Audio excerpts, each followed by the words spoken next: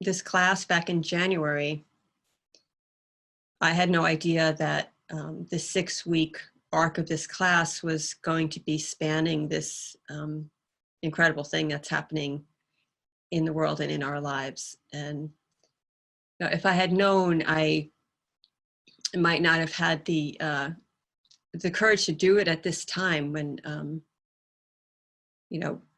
we all have so much going on. But in a way, I'm glad now that it did happen this way, because I feel doing this as much for myself as for you. And I really appreciate the chance to have community as we move through this time.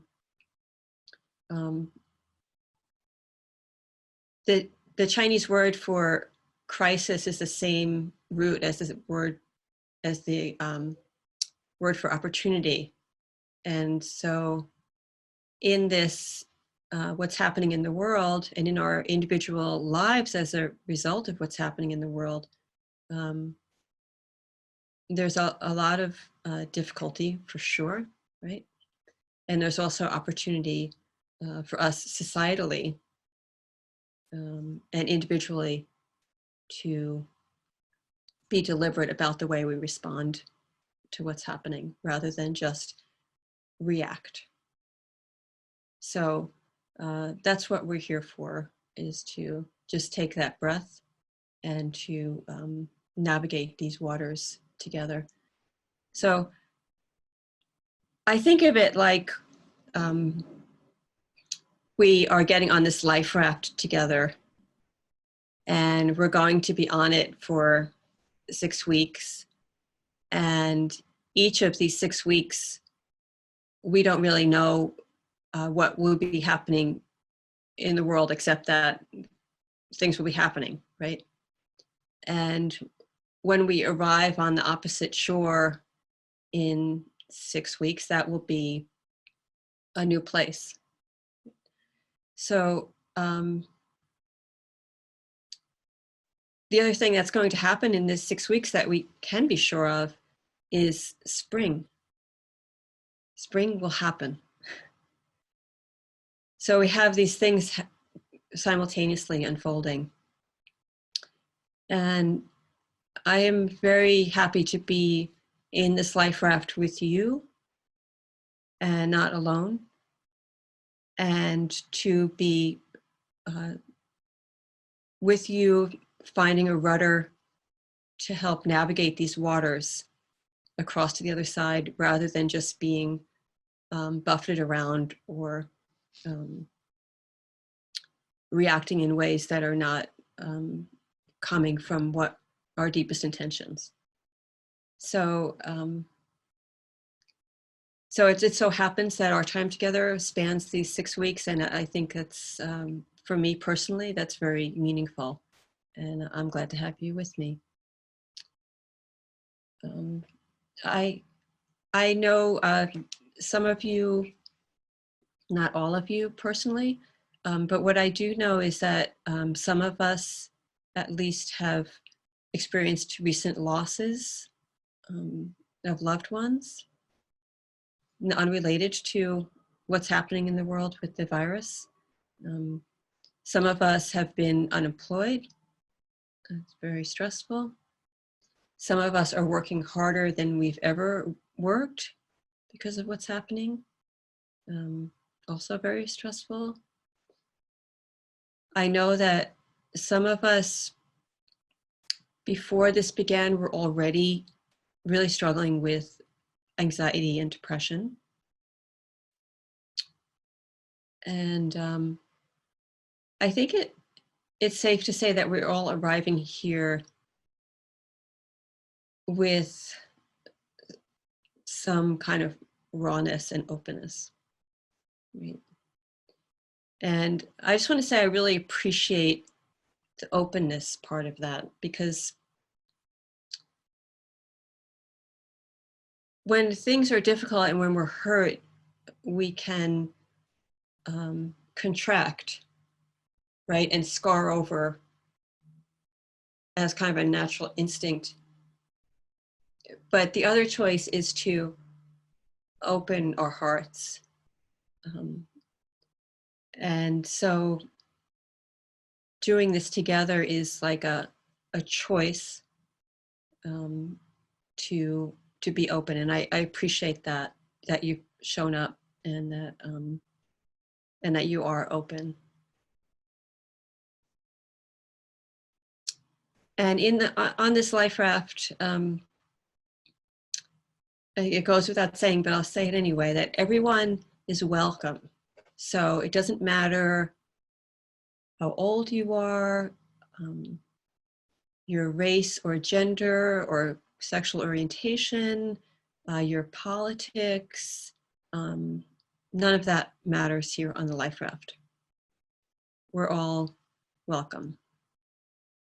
And I just already I can feel in the room, and I invite you to just hold this kind of positive regard for each other and goodwill for each other through these 6 weeks together.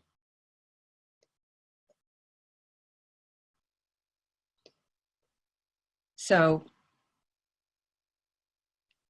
it is a skill. It's also a matter of just noticing our internal weather, right? What's happening to us, our inner landscape, just taking note of it in a non-judgmental, friendly way. So often when we take note of what's happening, if we take note at all, it's with a kind of sledgehammer, right? Like, I shouldn't be thinking that, or why am I feeling that? Or so it's about just noticing without judgment and noticing what's happening in us with a gentle, friendly, non-judgmental kind of awareness. So I like to think of meditation, to use a metaphor, as this. So if you think of the ocean, the surface of the ocean, there might be all kinds of weather, right? There might be calm, lovely days. There might be terrible storms that rage and are very, very terrifying in their strength up there on the surface of the water. And we tend to live up in that space, just the top level of our consciousness, where the surface layer is where all the weather is happening. And so at times like this, when these very big and unexpected storms come through, we can really feel thrown around, or even like we're drowning, right? But meditation gives us a chance to look not just at the surface, but to look and notice, oh, there's this whole ocean beneath. And that when we allow ourselves to experience the depth of that ocean and go down beneath the surface events of our lives, to go down, the more we go down, the quieter and the more still and stable those waters become. And it can take a little practice to start noticing that, oh, that's there. I can listen to that. I don't have to just listen to this.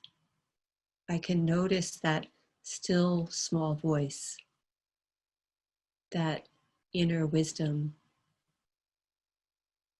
that place really where our love comes from. So meditation is just an invitation to, once a day or however often, just drop down into that space and find our stability there.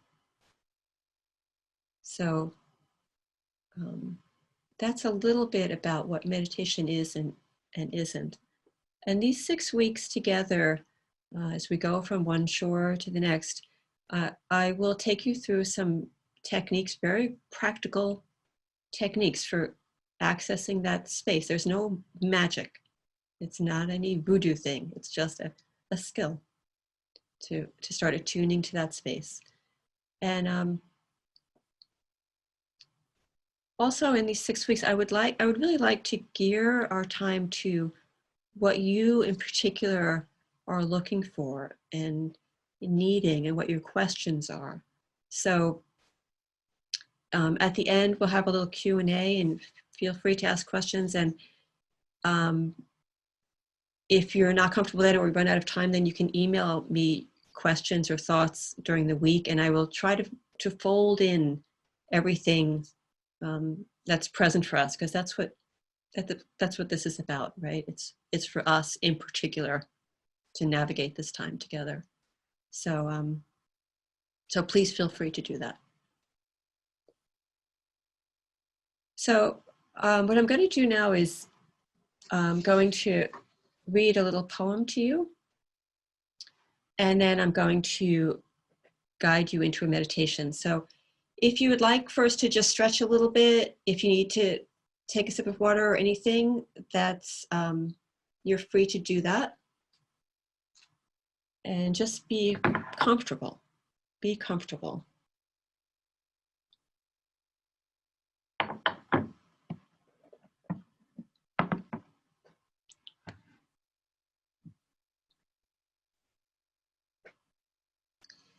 So this poem is by Lynn Unger.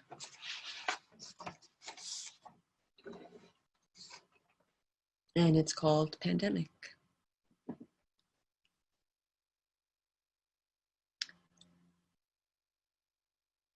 What if you thought of it as the Jews consider the Sabbath, the most sacred of times? Cease from travel. Cease from buying and selling. Give up, just for now, on trying to make the world different than it is. Sing, pray, touch only those to whom you commit your life. Center down. And when your body has become still, reach out with your heart. Know that we are connected in ways that are terrifying and beautiful. You could hardly deny it now. Know that our lives are in one another's hands. Surely that has come clear. Do not reach out with your hands. Reach out with your heart. Reach out with your words. Reach out all the tendrils of compassion that move invisibly where we cannot touch. Promise this world your love, for better or for worse, in sickness and in health, as long as we shall live.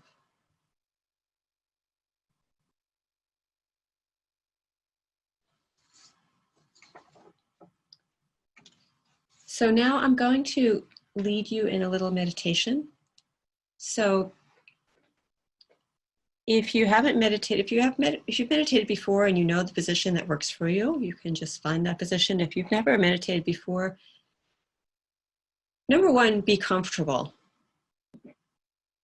And be in a position that allows you to relax but not feel sleepy. So to have your spine upright is very helpful, and your heart open.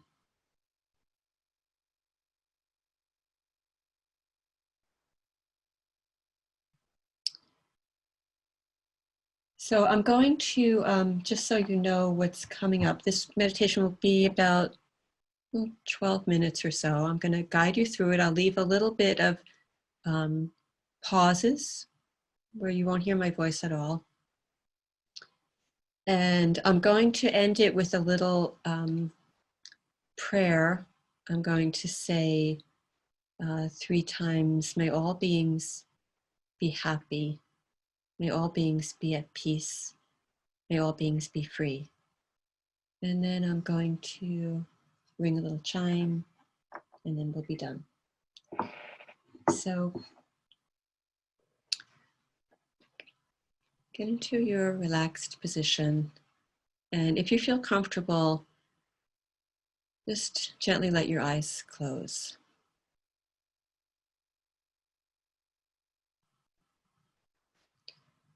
Now let's start with 3 complete, deep inhalations and exhalations at your own rhythm.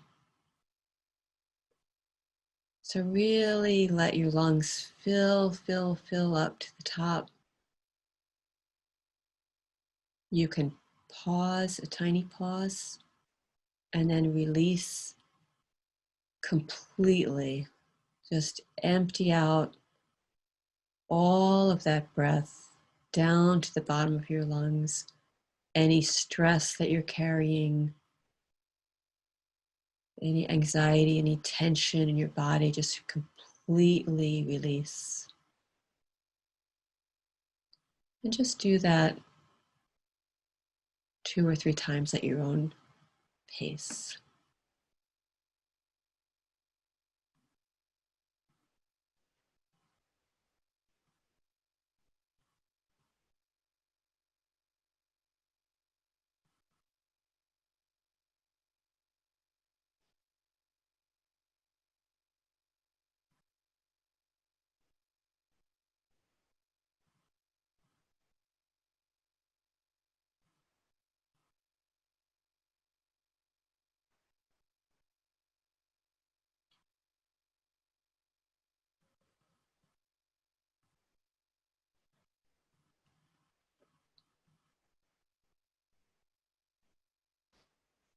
And then when you're ready, just release your breath to its own natural rhythm.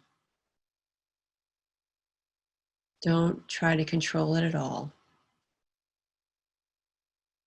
Just let your body breathe.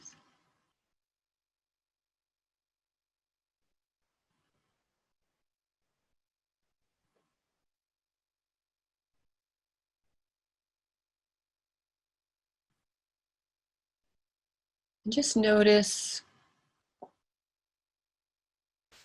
where you experience the breath the most. Maybe it's your upper lip.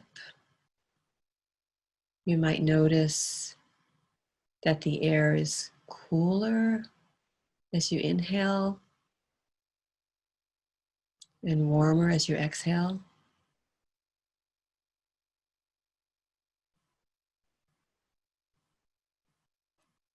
You might notice the breath in your chest.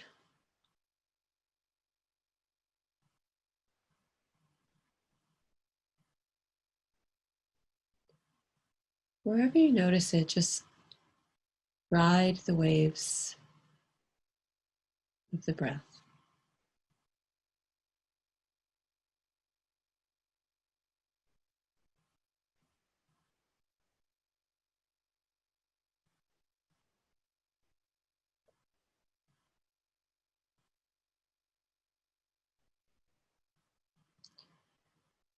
Sometimes if we haven't brought awareness to the breath before, we can feel a little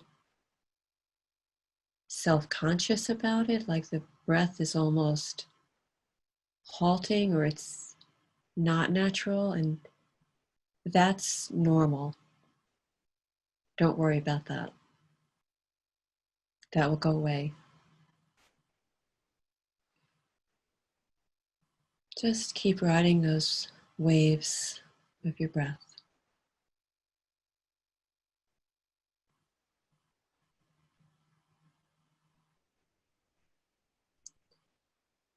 You might experience the rise and fall of your tummy.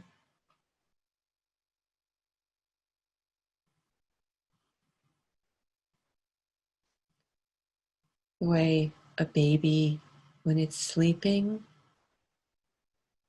you're watching a baby sleep, the tummy just so naturally fills and empties.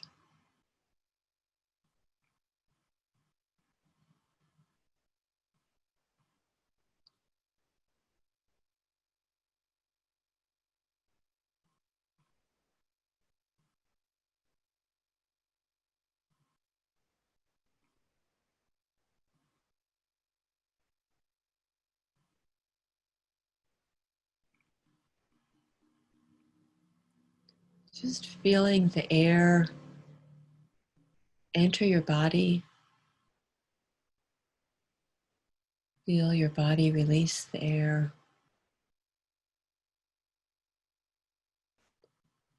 And feel your aliveness.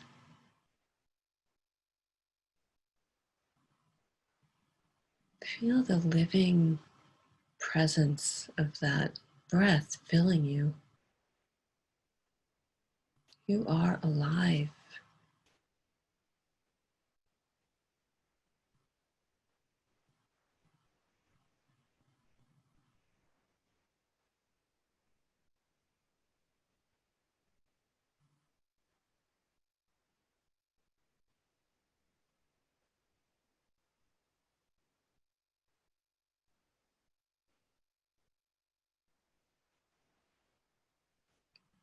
When your thoughts wander off,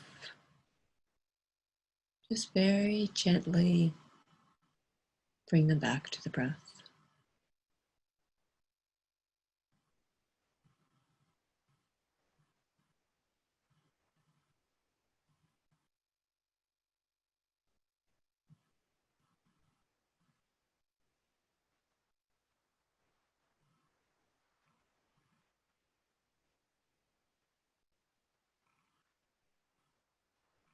You might just take note when thoughts arise. Are you planning, rehearsing for the future? Are you remembering, judging, regretting? Just notice. And then gently, as popping a soap bubble with a feather, just release the thought and come back here, now, this breath.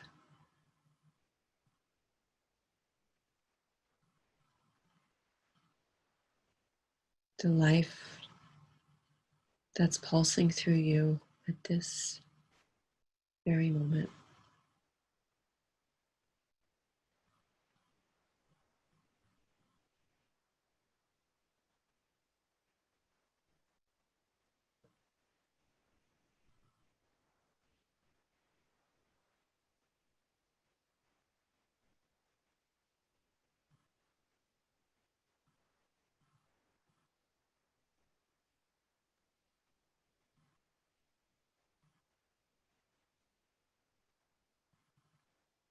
The breath that's nurturing those deepest waters within you. That calm, quiet place where your wisdom is,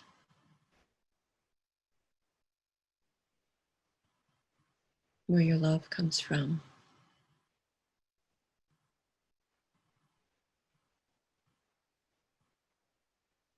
Just let each breath nurture that space.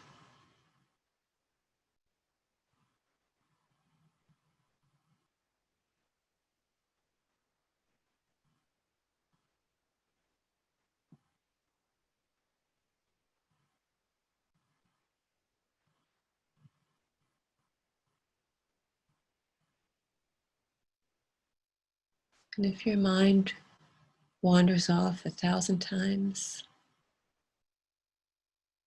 it's okay. Just bring it back 1,000 times. Gently, lovingly.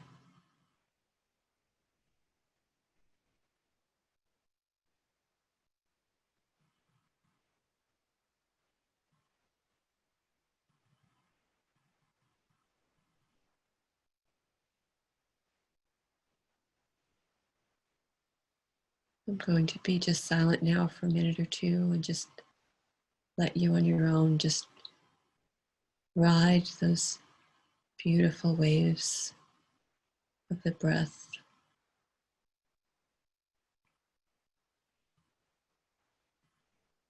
feeling your own vitality.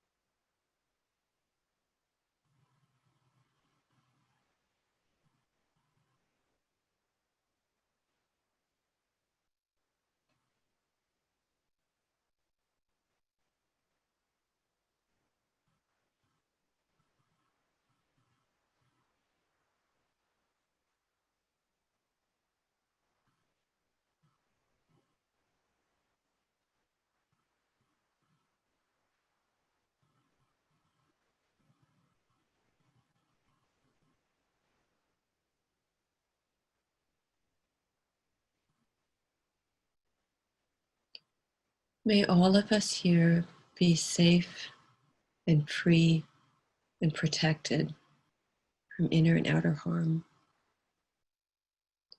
May we be happy and contented.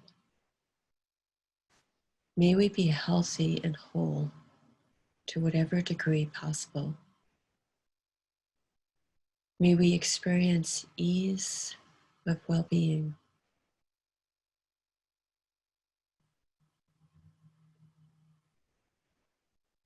May all beings be happy.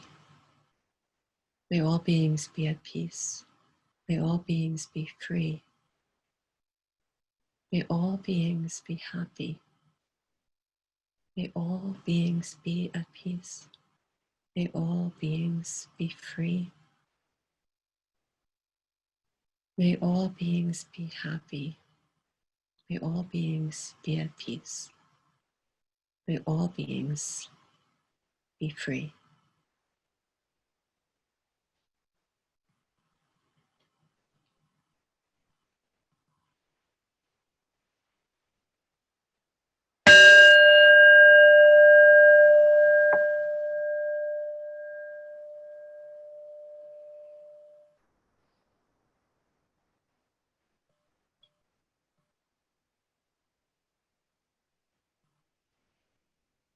And when you're ready, just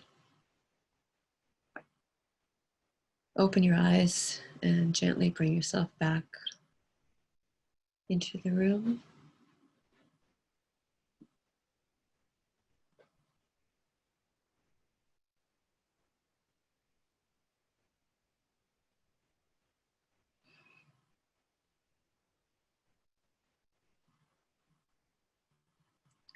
So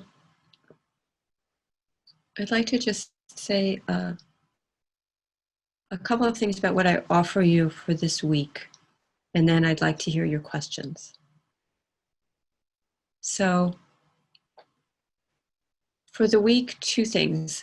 One is to set an intention to meditate, decide the time of day that works for you, a place that's comfortable for you that you can retreat to, and try to commit to it once a day. So the time is really up to you. I mean, you might aim for 20 minutes, but even if you do 5 minutes, that's more than nothing. So whatever works for you, and remember, if you haven't done this before, it's scales, right? And so don't expect it to just, you can't do it wrong, okay? Just showing up is what it's about. And the instruction is just very, very simple. So you sit, it's three things. You sit, you let yourself be still. That's one. You bring your awareness to your breath. That's two. And when your mind wanders, you just gently bring it back to your breath. That's three. That's the whole thing. So that's my invitation to practice during the week. The second thing is to also look for spaces in your day. You may already have some little pockets of meditative moments in your day already that you can let open and expand a little bit. So I know we have some musicians here. So let's say you're playing something and you get to that last note, and then you hit the last note, just really listen. Just wait for that last note until you can't hear it at all. Not analyzing it or thinking about it, just really just hearing it, just pure hearing it. A lot of us are walking now.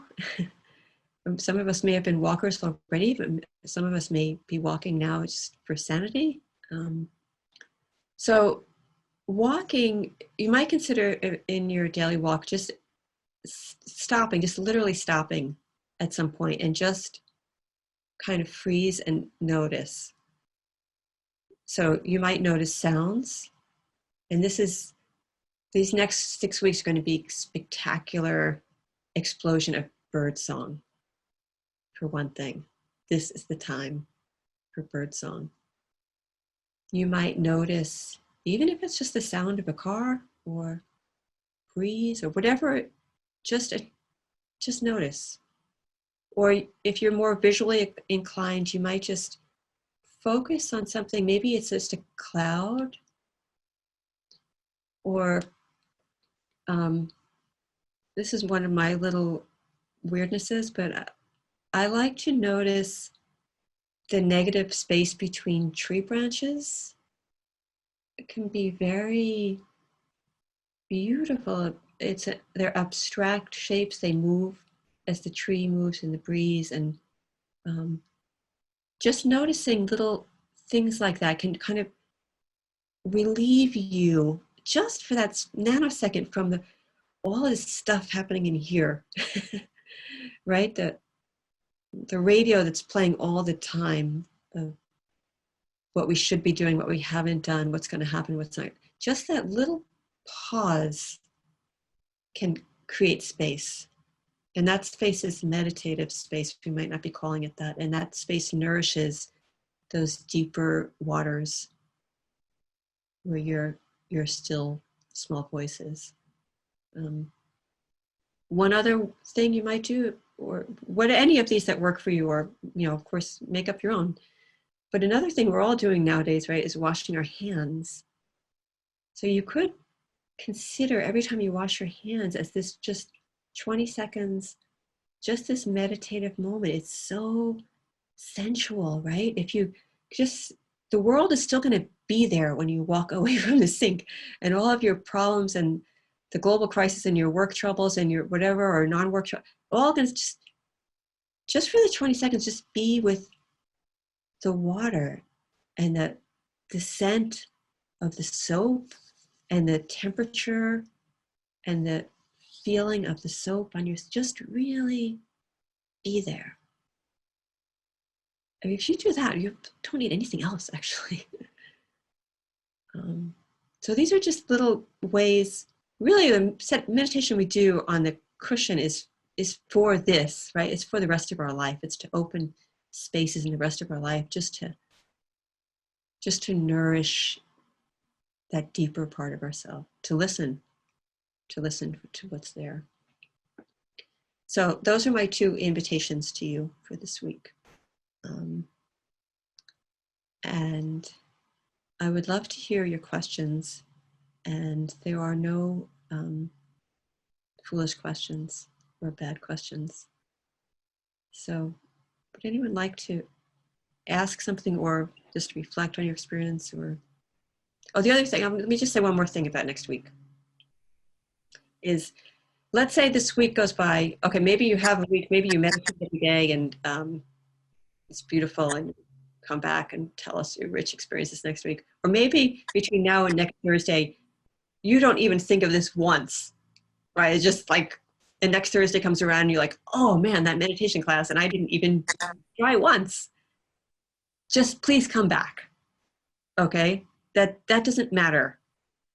Of course, set your intention, but that could easily be me. That goes the whole week in the hamster wheel. So no matter what happens this week, please feel free to come back, okay? And if you're really struggling, all the more reason, come back and we'll share and talk about it and figure out what will work for you. Okay. So anyone have questions? I have a question so much as just as someone who's been on this journey, as I said, of meditation, trying to make it. I get on a period of time doing it for a few months. I'm good, and then I go off. But I'm going to go back to Tony Rivers, who's just been an amazing person in my life. In his class, as we all know, he says, allow them to come, allow them to go. Thoughts are going to come in our head. Like you can't control it as much as don't try to control it. The thoughts come in, just don't let them, don't get attached to them. Yes. That's probably for me, the hardest struggle is my mind is always going. Mm-hmm. Yes, and our minds are always going, and that's what they're built to do, right? So our lungs breathe and our hearts beat and our minds think, and that's okay. But as you're saying, Liz, it's attaching, it's getting hooked, and then spiraling with the thought that takes us out um, of the present and leads to more reactivity rather than responding to life the way we want to, right? Thank you. That's I love when Tony shares that too, our yoga teacher, and he's been enormously helpful to me too. I find his classes very meditative, actually. Yeah. The other thing that can be helpful if you're inclined to is to keep a journal and just notice. You might note down, it could be an intention that you set for the meditation, or reaction to the meditation, whatever. And then over the course of the 6 weeks, you might notice, if you keep track in a journal, you might notice things changing. Because they say 95% of our thoughts are repetitive. So you might always feel like we're thinking new things, but it's actually the hamster wheel. So meditation is an opportunity to kind of break out of that. And then if you keep a journal and see where the meditations are taking you over time, you might notice movement. Just to notice that can be a big relief. Other questions? So Tess, I had a question. Yeah. When you wake up in the middle of the night and you can't go back to sleep, does a meditation practice help you calm down and be able to fall back to sleep? Absolutely. Actually, that's exactly what I do. And also, meditating, if you meditate just before you go to sleep, even if it's just a 2-minute meditation, and our yoga teacher of many of us here, Tony, he recommends for insomnia that you, before you go to bed, you lie on your back with your feet up against the wall. And it just, reverses your blood flow in your legs, and it's very soothing. I mean, it might not feel like right on your hamstrings at the moment, but it has a very calming effect. And if you do that for 3 minutes and you're meditating when you do that, and you can either listen to a meditation or just, do this with your breath, just releasing your breath, and then you get into bed, that I find that's really, really helpful. And then when I wake up at 4 a.m. and my head's spinning and I'm thinking about the world falling apart, or loved ones I'm worried about, then I have, over time, I've come to think of that as, oh, well, yeah, this is when monks wake up and do their first meditation is 4 a.m. And so I can lie here in bed and I can meditate. And if I fall asleep while I'm meditating, I don't have to feel badly about that because I'm supposed to be sleeping now. And if I don't fall back asleep, it's not wasted time. And sometimes what I find helpful too is if I just can't, my mind's just racing so much, I can't find that calm, can't stay with my breath at all, then I'll be lying in my bed at 4 a.m. and I'll say a metta, like I ended this meditation with, like even just simply, may all beings be happy, may all beings be at peace, may all beings be free. And I'll just repeat that in my mind, just like with the waves of my breath. And sometimes that will just help me fall back to sleep. And you can make up anything like that that you find helpful. And I do feel like that when we find that calm in us, it ripples out. Like the poem is all about our connectivity. The more we do this for ourselves, even if it's at 4 a.m, the more the collective is benefiting. I really feel that. I guess the same would apply to moments of paralysis when you feel overwhelmed by whatever, like your to-do list is so ridiculous that it's more than half of your to-do list is deciding what you're not going to do because you can only do so much, and you reach this moment of paralysis. So I guess in that moment you go back to your breath. You just Right. meditate back to your breath and what? Right. So that happens to me, like, I still have a hamster wheel for sure. Mm-hmm. But when I'm getting, and I know paralysis, I understand that. And when I get to that point of paralysis, what I do now is I'm more over, doing this over years, I'm more able to notice it sooner. Like, Mm-hmm. oh, there I am paralyzed.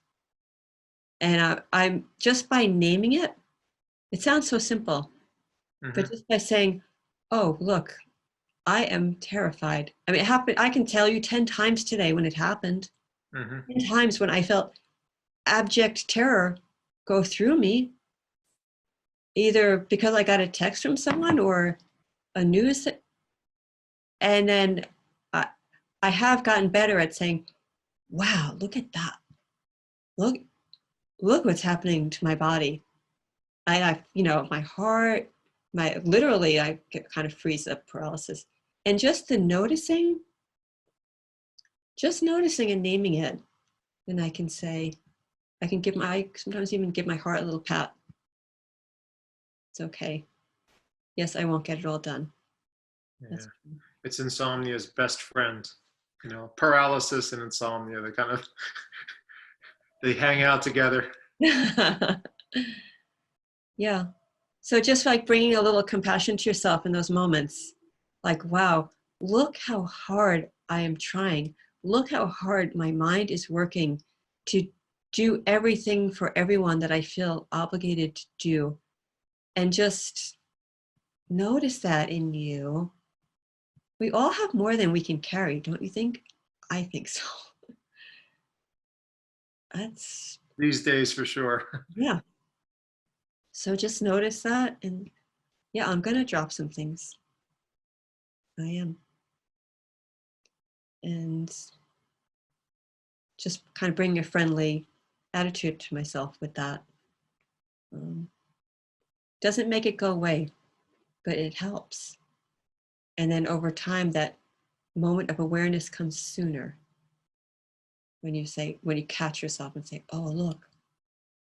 And it's not that the fear is bad or that I mean, we're human beings, right?